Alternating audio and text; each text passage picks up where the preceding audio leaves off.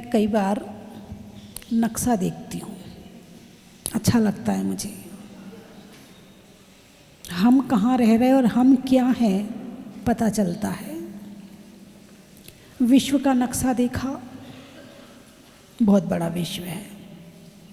जैन धर्म के हिसाब से जहाँ 6 द्रव्य रहते हैं उसे विश्व कहते हैं, लेकिन जो वर्तमान में परिभाषाएं हैं उसके हिसाब से जो जितने देश हैं उन सबको मिलाया जाए उसे विश्व कहते हैं। विश्व का नक्शा देखा, उसमें इतना सा भारत है। कितना सा है? इतना सा भारत है, बस इतना सा। देश कितने हैं? शायद 184 हैं, कितने हैं, है ना? 184 देशों में, और भारत को इतनी सी ज़मीन मिली, इतनी सी। आप भी देखना कभी नक्शा, इतना सा भारत है, ठीक है। कल परसों से हमारे संजीव जी कई बार बता चुके, उस बात को रिपीट कर चुके, मगर वो अंदर नहीं घुस रही थी।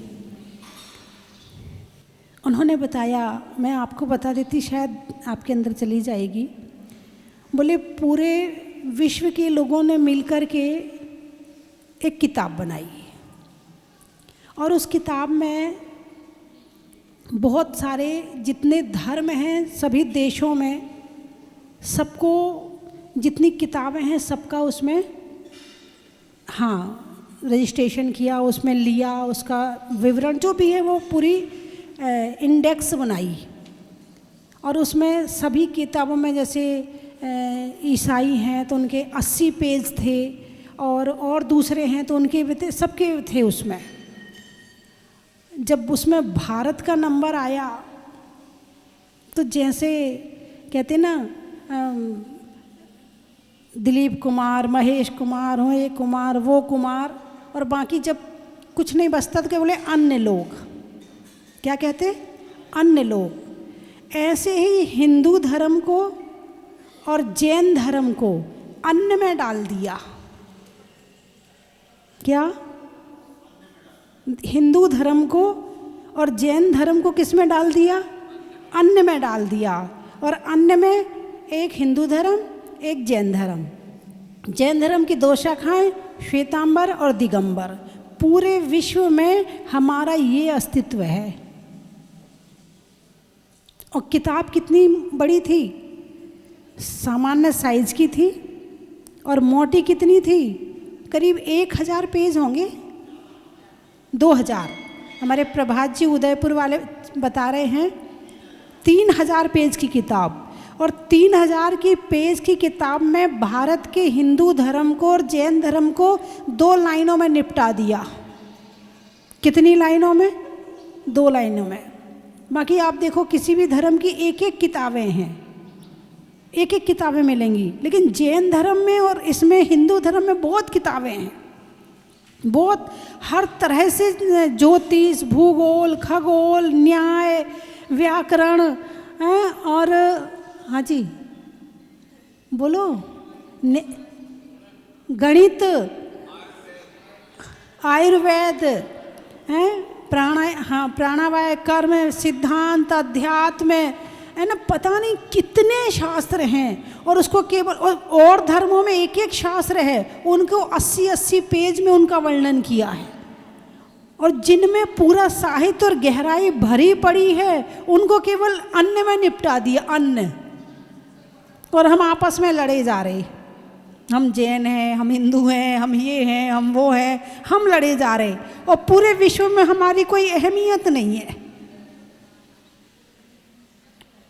हालांकि हमारे मोदी जी ने काफ़ी उनके जाने आने से और उनके प्रभाव से विश्व पर एक प्रभाव पड़ा है, और धर्म का प्रभाव पड़ा। क्योंकि जब कभी वो जाते हैं और कभी नवरात्रे होते हैं तो वो 9 दिन उपवास करते हैं।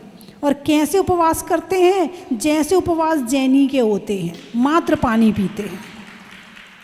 जैसे जैनी के उपवास में क्या होता है? पानी भी नहीं पीते। और यदि कोई से नहीं बने तो पानी ले लेता है, कोई बात नहीं है, उसको उपवास ही कहते हैं, ठीक है ना। ऐसे उपवास मोदी जी विदेश में जाके करते हैं। तो उससे फिर पूछा जाता आप क्यों नहीं खा रहे, फिर वो बताते हैं कि हमारे यहाँ इस तरह की परंपरा है, हमारा धर्म ऐसा, हमारा ये, तो फिर धर्म की बात निकल के आती है। यानी भारत में इंसान को पहचानने के लिए उसकी जो लौकिक पढ़ाई है ना उसको नहीं पहचाना जाता है, उसके धर्म को पहचाना जाता है। उससे ये पता चल जाता है वो व्यक्ति कैसा होगा, उसका क्या आचरण होगा, उसके क्या भाव होंगे, उसके क्या विचार होंगे।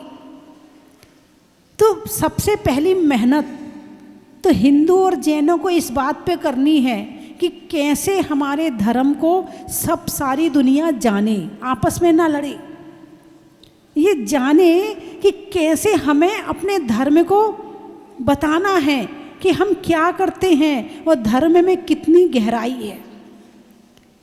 सारे धर्म केवल स्वर्ग तक सीमित हैं, कहाँ तक? जन्नत। एक भाषा में जन्नत कहा जाता है, अपवर्ग भी कहते हैं, स्वर्ग अपवर्ग मोक्ष को कहते हैं। तो स्वर्ग और जन्नत तक सीमित हैं सारे धर्म। कहाँ तक सीमित है भाई? जन्नत मिल जाएगी, जन्नत मिल जाएगी यानी स्वर्ग मिल जाएगा। लेकिन जैन धर्म इससे ऊपर की भी बात करता है, जिसमें जन्म मरण की परंपरा ही नष्ट हो जाएगी। जैसे मैंने कल बताया था कि हर बीज, हर फल अपने साथ अपनी परंपरा को बढ़ाने वाला बीज लाता है।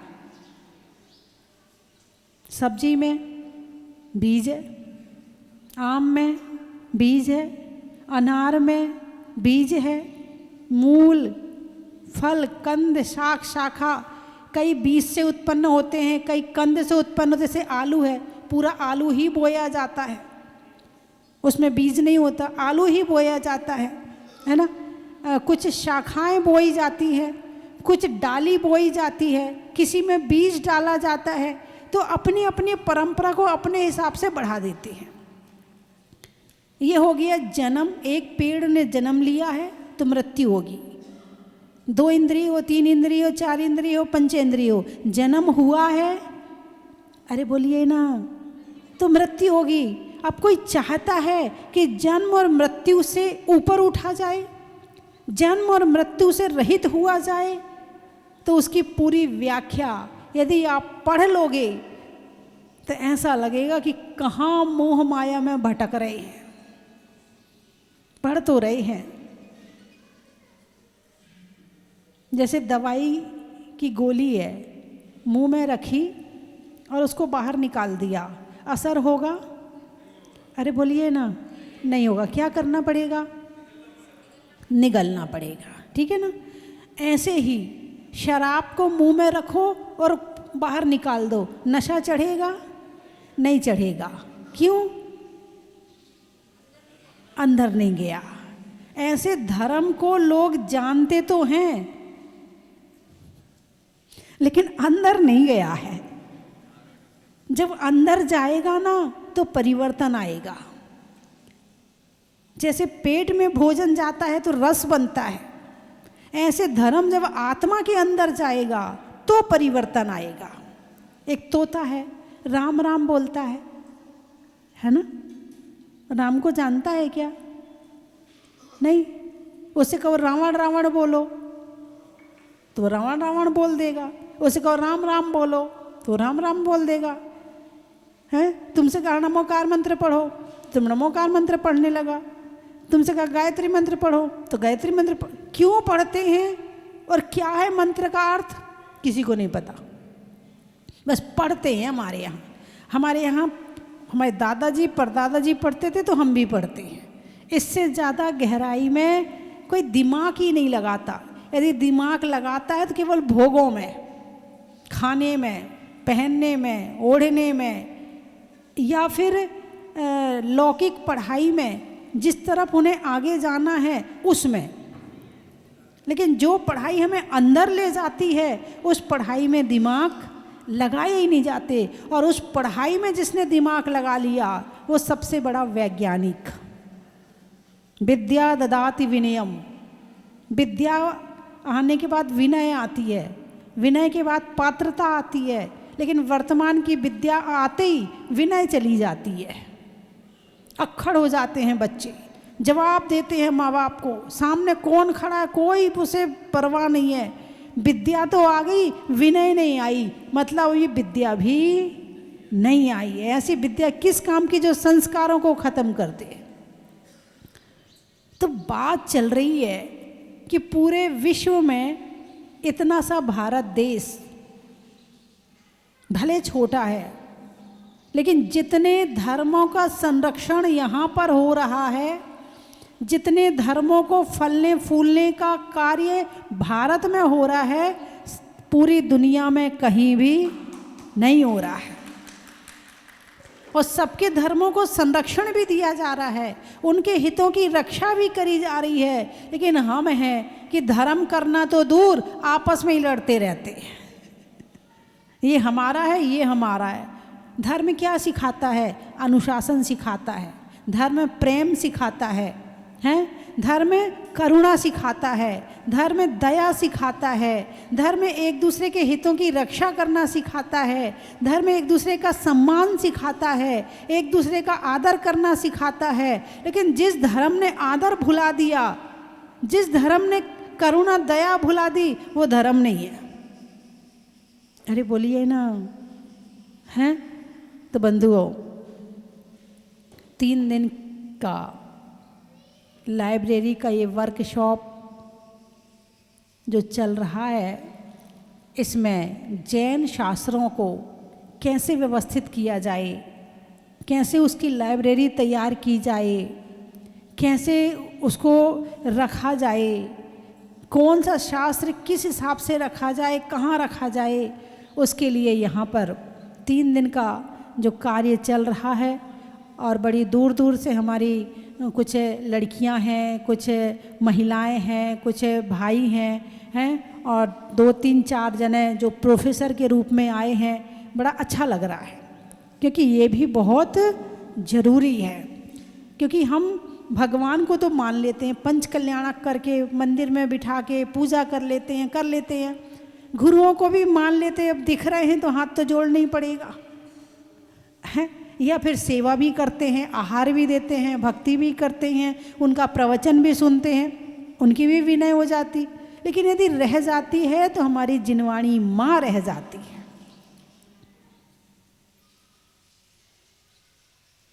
और जब कोई हमारे पास नहीं होता है, तो कोई हमारी सहायता करने वाला है, तो वो हमारी जिनवाणी माँ है। माँ कहा है, माँ के समान जैसे माँ अपने बच्चों की रक्षा करती है, ऐसे जिनवाणी माँ हमारी रक्षा करती है। तो ऐसे जिनवाणी के लिए हम सब चीज़ के लिए सोचते हैं, मगर जिनवाणी के लिए नहीं सोचते हैं। आप देखो, जब मैं छोटी थी तो मैंने देखा कि सिवनी में एक मिशन स्कूल था। अनुपम जी, एक मिशन स्कूल था। वहाँ इतवार को बुलाते थे बच्चों को, और सारे बच्चे दौड़ के जाते थे, क्योंकि बुलाया है, सब जाते थे। और वहाँ पर इतवार के दिन पूरा ईसाई का ज्ञान दिया जाता था, पढ़ाया जाता था। ईसाई, यीशु मसीह ऐसे होते थे, यीशु मसीह ने ये किया, यीशु मसीह ने ये किया, यीशु मसीह ने ये किया, वहाँ पढ़ाया जाता था। और उसके बाद फिर एक एक किताबें दी जाती थी, हर सप्ताह में एक किताब बढ़ती थी। और किताब के अक्षर इतने बारीक होते थे, इतने बारीक होते थे कि इतनी सी किताब में दुनिया भर का मैटर आ जाए। और जब किताब घर में पड़ी है तो कोई ना कोई उठाकर पढ़ेगा ही पढ़ेगा, है? मैंने ये बचपन में देखा है। हमारे यहाँ क्या है, हमारे यहाँ एक तो किताब किसी को कभी देते ही नहीं है, और कोई यदि जैन है उसे तो देते ही नहीं है, क्योंकि ये तो जैन, इसे क्या करना है। और जो अजैन है तो उसको क्यों देना, क्योंकि वो जैन है ही नहीं है। सोच ही खत्म हो गई प्रचार प्रसार की। अजैन है उसे देना ही नहीं है, क्योंकि वो जैन नहीं है, और जैन है इसलिए क्यों देना, क्योंकि वो जैन है। इसलिए जिनवाणी माँ आज हमारी शास्त्रों में बंद होके अलमारी में रखी हुई है और ताला लगा हुआ है। इसीलिए। हाँ जी प्रभात जी, सही बात है कि नहीं? संजीव जी हैं, आप अपने लिए एक जोड़ी कपड़े कम खरीदो, लेकिन जैन किताबों को बांटो। किसी का जन्मदिन है, किताबें बांटो। किसी के यहाँ शादी में जा रहे, किताब दो। जैन हो या अजैन हो, आपने देखा कुछ लोग गणेश जी की मूर्ति बांटते हैं, कुछ लोग कृष्ण जी की मूर्ति बांटते हैं। क्या है ये? कभी ना कभी, हम ये नहीं कह रहे कि नहीं, हम ये कह रहे हैं कि यदि कृष्ण जी की मूर्ति किसी के घर में है तो कभी ना कभी उनको देखकर भाव तो बनेंगे, उनके प्रति श्रद्धा तो जागृत होगी। किताब की 4 लाइनें पढ़ोगे तो कभी ना कभी भगवान महावीर को याद तो करोगे। तो कुछ किताबें ऐसी और लिखनी चाहिए कि जो बिल्कुल सब लोग पढ़ सकें और सबको पता चल सके कि जैन धर्म क्या है। और हर परिवार, जो दुनिया में जितने जैन हैं, हर परिवार में 50-50 किताबें वो रखी होनी चाहिए और उन्हें बांटना चाहिए। हम किसी को भी दे दे, हर व्यक्ति पढ़े। और इसके कारण, ये नहीं करने के कारण ये हो रहा है कि लोग समझ ही नहीं पा रहे जैन धर्म है क्या। और इसी कारण हम अन्न में डाल दिए गए, अन्न धर्म की किताबें।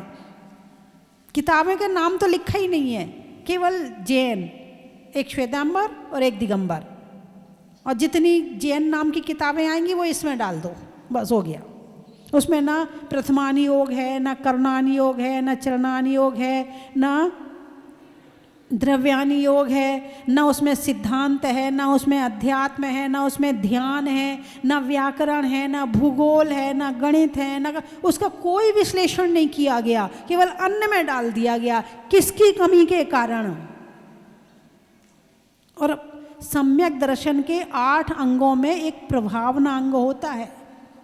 अपना पंचकल्याणक कर लो, अपने जैनियों को बुला लो, अपना खूब खर्चा कर लो, अपने भगवान को मंदिर में बिठाओ और तुम जाके अपने घर में बैठ जाओ, बस इसमें मज़ा आ रहा है।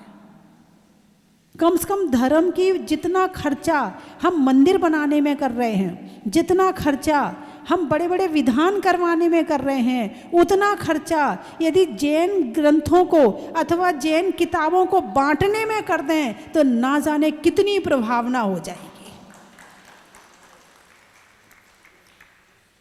और पहली बात तो इन जैनियों को खुद पढ़ना चाहिए, ये ही नहीं पढ़ते हैं, ये ही नहीं पढ़ते हैं। इन्हें तो बस मोबाइल दे दो और अपना यूट्यूब फोटो खींच लो और स्टेटस लगा लो, और वो क्या क्या होता है मोबाइल में यूट्यूब होता है और एक और चीज़ होती है इंस्टाग्राम होता है और फेसबुक होता है और ट्विटर होता है। बस इसमें अपनी फ़ोटो डाल लो, बस इससे ज़्यादा हमारे जैनी की सोच आगे रह ही नहीं है। निकलो इस फोटो से बाहर, बहुत फ़ोटो खींच ली, त्याग करो इस फोटो का और जो वास्तविक ज़िंदगी है उसको जीना शुरू करो कि यथार्थता क्या है जीवन की। फोटो वाली ज़िंदगी में आप मुस्कुरा रहे हो, लेकिन वास्तव में आप मुस्कुरा रहे कि नहीं मुस्कुरा रहे? अंदर में मुस्कुराहट है या नहीं है आपके? जब आप एक किसी को किताब दोगे और पढ़कर उसका जीवन सुधरेगा, और फिर जब वो आपसे कहेगा कि भाई साहब आपने बहुत अच्छी किताब दी, बहुत आनंद आया पढ़ के, उस समय जो उसके चेहरे पे मुस्कुराहट होगी वो वास्तविक मुस्कुराहट है। ये फोटो की मुस्कुराहट तो झूठी है, एकदम झूठी है। और इस झूठ में ही सारी दुनिया फंस गई है। इस झूठ से बाहर निकलो और वास्तविक मुस्कुराहट में आओ कि अंदर में ज्ञान आने के बाद में जब मुस्कुराया जाता है, ऐसी मुस्कुराहट अपने चेहरे पर लाओ तो तुम भी खुश रहोगे, तुम्हारा परिवार भी खुश रहेगा। यहाँ तो जैसे ही दिवाली आती है सारी किताबें उठाई और मंदिर में ले जाके रख दी, बस भाई हमारा कोई काम नहीं है, हमारे यहाँ हम पढ़ते नहीं हैं। कौन पढ़ता है आजकल? कौन पढ़ता है किताबें? और किसी ने मान लो माता जी महाराज जी ने दे भी दी, बस नहीं है हमारे यहाँ, बहुत पढ़ी हैं, बहुत किताबें पढ़ी, बाई चांस मना नहीं कर पाए महाराज से ले भी ली तो ले जाके मंदिर में रख दी, वहीं छोड़ गए। जो किताबों से दूर है वो खुद से दूर है। वो पहले कहावत कही जाती थी, जिस घर में साहित्य नहीं वहाँ पर आदित्य नहीं। ऐसी कुछ लाइनें पढ़ी थी मैंने, है ना, कि जिस घर में साहित्य नहीं उस घर में आदित्य नहीं। आदित्य यानी सूर्य, सूर्य यानी उजाला। जिस घर में साहित्य नहीं होता है उस घर में उजाला नहीं होता है, और जिस घर में उजाला नहीं होता है वहाँ अशांति, क्रोध, कलेश इसी में लगे पड़े रहते हैं। कुछ लोग कहते हैं मोबाइल में सब कुछ है ना, हम उसी से पढ़ लेते हैं। मैंने कल भी बताया था, एक दिन और बताया था, मोबाइल से पढ़ना और किताब से पढ़ने में बहुत अंतर है। मोबाइल खोलोगे, किताब बाद में निकलेगी, दुनिया भर की चीज़ पहले निकल जाएंगी। बोलिए हाँ या ना? जब तुम इनसे बचोगे तो किताब तक पहुंच पाओगे। तुम उसको ही खोल लोगे, पहले थोड़ा ये देख लें फिर किताब खोल लेंगे, फिर थोड़ा ये देख लें फिर किताब खोल लेंगे, गई किताब, अब मोबाइल शुरू। और किताब से पढ़ोगे तो किताब हाथ में है, वहाँ कुछ और है ही नहीं है भटकने के लिए। जब से जैन शास्त्रों को पढ़ा है समर्पित हो गए। गांधी जी ने जो देश आज़ाद करवाया, कैसे करवाया? अहिंसा आंदोलन कहाँ से लिया था? उनकी किताब पढ़ो। अपने गुरु का नाम श्रीमद् रायचंद जी बताते हैं। रायचंद जी कौन थे? आध्यात्मिक जैन पुरुष थे। सत्याग्रह कहाँ से लिया? जैन से लिया। मैं ये नहीं कह रही कि लिया हम बड़ा एहसान बता रहे, एहसान नहीं बता रहे, ये तो आत्मा का धर्म है। और जितनी आत्माएं हैं दुनिया में, ये धर्म उनका है। धर्म किसी, ये मत सोचना कि जैनियों की बपौती है, ये जैनियों की बपौती नहीं है। भगवान महावीर ने जो उपदेश दिया है, उनके समोशरण में मात्र जैन नहीं आते थे, उनके समोशरण में देवी देवता आते थे। और जो गौतम गणधर थे वो ब्राह्मण थे। जो उनके गणधर बने, सबसे बड़े शिष्य बने, वो ब्राह्मण थे। उनके भाई जितने थे वो ब्राह्मण थे। और उनके समोशरण में चलो मनुष्य तो आते ही आते थे, हाथी, शेर, गाय, बैल, कुत्ता, जितने जानवर थे वो भी उनके उपदेश सुनने के लिए आते थे। इससे ये नजर आता है कि जैन धर्म मात्र जैनियों का नहीं है, जो माने उसका है। इसको अपना पकड़ के मत बैठ जाना, कोई और मंदिर में आ गया, अच्छा आजकल ये हमारे मंदिर में आने लगा, ऐसा लगता है पता नहीं कौन आ गया, बेचारा जाएगा ही नहीं। नहीं, जैन धर्म सबका है, जो माने उसका है। तो जितनी ज़्यादा से ज़्यादा, एक साल में कितनी किताबें बांटनी है? बोलिए ना, 25। कितनी? कम से कम। और किसको देनी है ये आप जानो, किसी को भी दे सकते हैं, है ना। तो हाथ उठाइए, कौन कौन बांटेगा 25 किताबें? मात्र 25, 500 रुपये की, 1000 रुपये की। क्या इतना दान नहीं कर सकते? अपने खाने में से बचा लेना, पहनने में से बचा लेना। उठाइए हाथ। अभी मैं देख रही हूँ कुछ लोग हाथ नहीं उठा रहे हैं, कुछ लड़कियाँ हाथ नहीं उठा रही हैं। हाँ, ये जो ये सिंहासन पे बैठे हैं कुर्सी में, बहन जी आप प्रवचन सुनती थी टीवी में? टीवी में प्रवचन सुनती थी हमारे? सुनती थी? अच्छा, अब साक्षात हो रहा है। हाँ, उठाइए हाथ। कौन कौन एक साल में 25 किताबें बांटनी है? प्रवचन की किताबें बांट दो, ज़्यादा नहीं है तो हमारे गुरुओं के प्रवचन की किताब बांट दो, कोई दिक्कत नहीं है। उठाइए अच्छे से हाथ। जो टीवी में देख रहे हैं वो भी हाथ उठा लें। बात तो लाइब्रेरी की करनी थी, लेकिन बात कहीं और निकल गई, है ना। तो हमारे बीच में डॉक्टर अनुपम जी आए हुए हैं, और ये चलती फिरती लाइब्रेरी हैं। चलती फिरती लाइब्रेरी है, और इनके जीवन की शुरुआत लाइब्रेरी बनाने से ही हुई थी। कल बताया आपने कि मेरठ में आपने सन 80 में लाइब्रेरी बनाई थी, इंदौर में बनाई थी एक लाइब्रेरी। जब ये बच्चे थे, 10th क्लास पढ़ रहे थे, तभी से इन्होंने लाइब्रेरी बनानी शुरू कर दी और इतनी किताबें पढ़ी कि ये खुद लाइब्रेरी बन गए। लाइब्रेरियन बनना अलग बात है और लाइब्रेरी बनना अलग बात है। लाइब्रेरियन जब तक लाइब्रेरी नहीं बनेगा तब तक वो सही काम नहीं कर सकता है। लाइब्रेरियन बनने के लिए लाइब्रेरी बनना ज़रूरी है। और हमारे गुरुजी भी बताते हैं कि वो पहले 18 घंटे स्वाध्याय करते थे।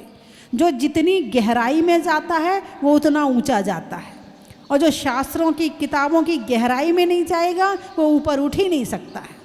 प्रोफेसर तो बहुत सारे हैं, लेकिन इनका ही नाम क्यों आता है? क्यों आता?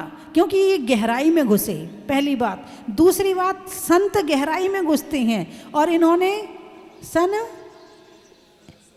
72 से गणनीयारिका ज्ञानमती जी के निर्देशन में अपने सारे काम किए हैं। तो जो संत के निर्देशन में रहेगा उसको तो ऊंचा जाना ही जाना है।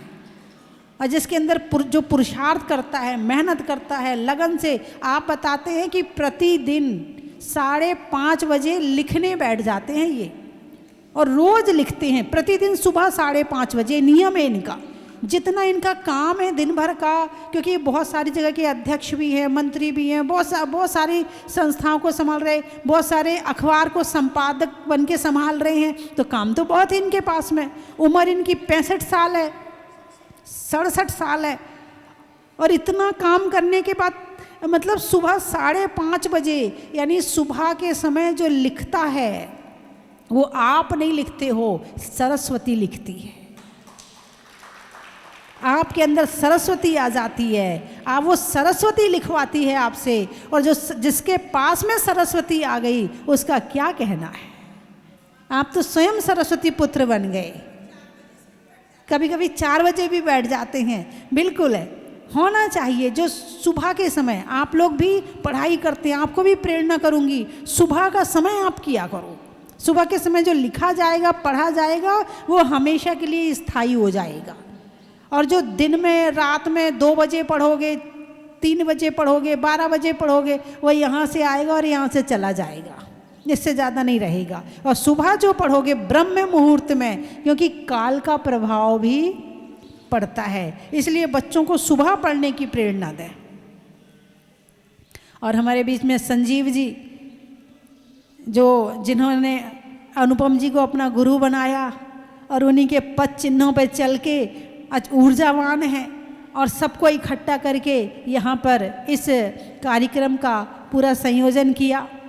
और जो प्रभात जी हैं उदयपुर में, बहुत अच्छी तरह से, जो सुखाड़िया यूनिवर्सिटी हैं उसमें बहुत अच्छी तरह से, और आचार्य श्री ज्ञान सागर जी के परम भक्तों में आपका नाम लिया जाता है ना। और जितने यहाँ पर सब लोग आए हैं, और हमारे मनीष भैया जी, जिनको मैंने कल भी बताया था कि उनका भी पुरातत्व में बड़ी रुचि है, इतिहास में। यदि आपको बिठा दिया जाए तो पता नहीं आप कहाँ कहाँ के जो पुराने प्राचीन शिलालेख हैं, पुरानी मूर्तियाँ हैं, पुराने शास्त्र हैं, उनके विषय में बहुत अच्छी जानकारी है आपकी। तो ये ऐसे ही नहीं हो जाती, जब तक अंदर नहीं घुसोगे तब तक ये काम होने वाला नहीं है। तो जितनी लड़कियां और महिलाएं आई हैं, मैं कहूँगी आप पूरी मेहनत करें। जो मेहनत करता है वो ही आगे बढ़ता है। और ये मत सोचना अब हमने पढ़ाई कर ली, पास हो गए, अब बस काम करना है, बस नहीं, आपको बहुत आगे जाना है, बहुत। यदि आपके अंदर दिमाग है, आपके अंदर बुद्धि है, तो पुरुषार्थ करके उसे और बड़ा बनाए। एक कुत्ता बन के जन्म लेता और कुत्ता बन के ही मर जाता है ना। लेकिन एक इंसान बन के जन्म लेता है और विद्वान बन के समाधि कर सकता है। इंसान की हाइट तो 16-17 साल तक बढ़ती है, इसके बाद वहीं स्थिर हो जाती है। लेकिन इस शरीर में दिमाग एक ऐसी चीज़ है जिसको आसमान तक ले जाया जा सकता है। तो इसको स्थिर मत कर देना। पढ़ाई हो गई, इंजीनियर बन गए, पढ़ाई खत्म, डॉक्टर बन गए, पढ़ाई खत्म, सीए बन गए, पढ़ाई खत्म। नहीं, सारी जिंदगी विद्यार्थी बने रहो। तो दिमाग लड़ाई झगड़े में नहीं जाएगा, और शांति भी रहेगी और ज्ञान भी बढ़ेगा और संतुष्टि भी रहेगी। ठीक है, तो अब हमारे अनुपम जी और संजीव जी वगैरह उनको बोलने के लिए बुलाओ। मैं 3 चीज़ें बोलूँगी, बड़ा ही मैं तो वो तो सुना दूँ। हिंदी में मात्रा का, स्कूल में छात्रा का, और आपकी जहाजपुर की यात्रा का, बैठने में दरी का, भोजन में बरी का, और हर शहर में बनने में लाइब्रेरी का। बड़ा ही महत्व है। पर्वत पर चढ़ने का, बच्चों के बढ़ने का, और हर कोई को किताब और शास्त्र पढ़ने का। बड़ा ही महत्व है। अनाज में चने का, गर्मी में पने का, और साहित्य को बांटने का। बड़ा ही महत्व है। कहाँ से आए? आम की बौर का, खाने में कौर का, आने वालों में इंदौर का। बड़ा ही महत्व है। मालेगांव मनुष्यों के अच्छे स्वभाव का, सुधरने में भाव का, और आने वालों में मालेगांव का। बड़ा ही महत्व है। सावन की घटा का, रसोई में पट्टा का, आने वालों में कोटा का। बड़ा ही महत्व है। और कहाँ से आए?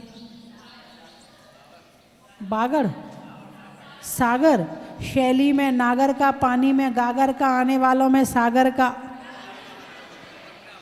बंडा, गांव में कंडा का, शिखर पे झंडा का, और आने वालों में बंडा का। बड़ा ही महत्व है।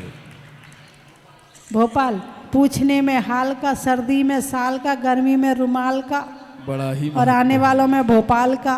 बड़ा ही महत्व है। ग्वालियर, सुनने में ईयर का, छोड़ने में बियर का, और आने वालों में ग्वालियर का।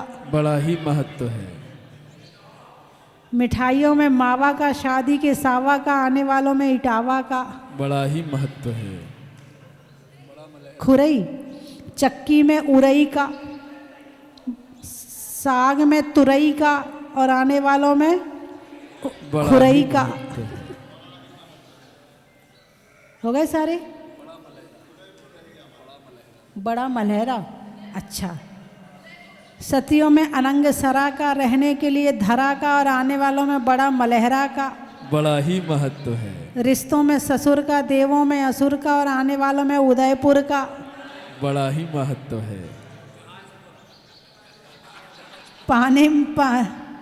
पशुओं में खुर का, गाने में सुर का, और आपके आने में जहाजपुर का। बड़ा ही महत्व है। गन्ने के रस का, घूमने में बस का, और पारसनाथ भगवान की जन्म नगरी में आने वालों में बनारस का। बोलिए 24 भगवान की। इसकी प्रेरक बनी है महालाइब्रेरियन, जो एनसाइक्लोपीडिया हैं। इस युग की साक्षात माँ शारदे हैं, माँ सरस्वती हैं।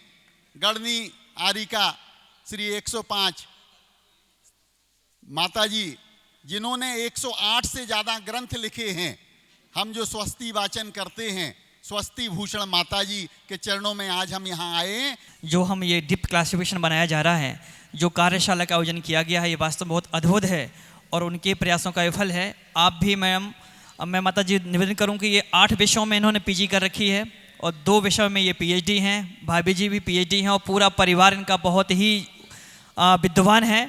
और एक वर्ल्ड रिकॉर्ड बनाया था, जो कि शायद रिकॉर्ड होने वाला है, कि आपने बहुत ज्ञान के परंपरा में उस जैन धर्म को बढ़ाने में और साहित्य के संयोजन में बहुत आपका वही बहुत बड़ा योगदान है। भारतीय ज्ञान परंपरा की बात कही।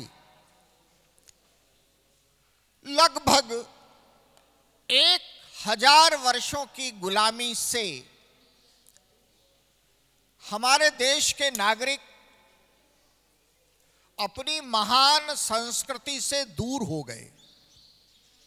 षड्यंत्र पूर्वक विद्वेष भाव से हमारी संस्कृति को नष्ट भ्रष्ट किया गया।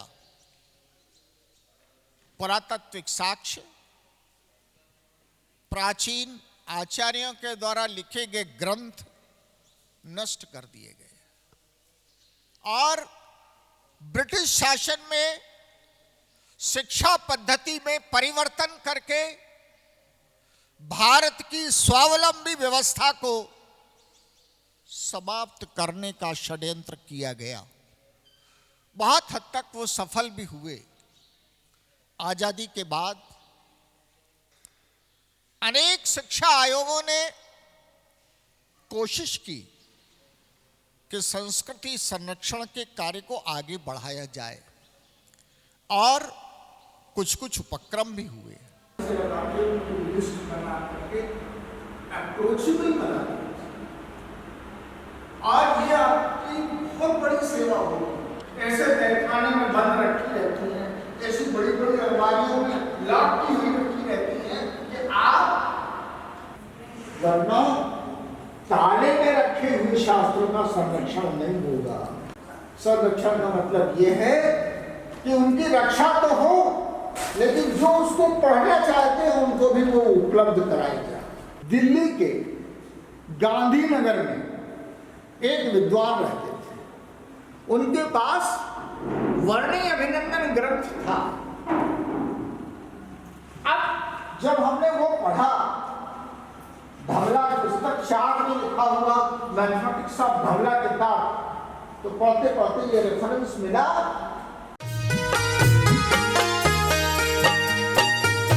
कंचन की थाल को सजाओ रे आज, रत्नों की थाल को भर लाओ रे आज। आओ आओ करे रे गुणगान आरती भगवन की। आओ आओ करे गुणगान आरती भगवन की। आओ आओ करे रे गुणगान आरती भगवन की।